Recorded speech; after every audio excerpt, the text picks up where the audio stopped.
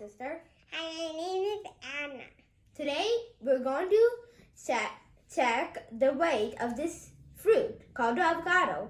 You need an avocado, a plate, we're using a cake pan, a bowl with water filled to the rim, and a measuring cup.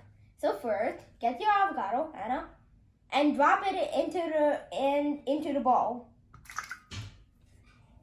You see that the avocado has displaced some of the water. Get the bowl carefully. Then get the water and pour it into the measuring cup.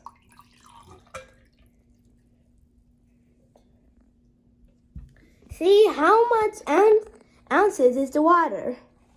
It's about 4.5 ounces. So the avocado weighs about 4.5 ounces.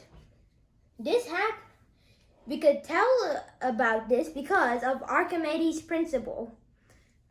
The water that is displayed from the fruit, for example the avocado, is the same as the weight of the fruit. Thanks for watching my video. Please subscribe to my video. Bye now. See you soon. Bye.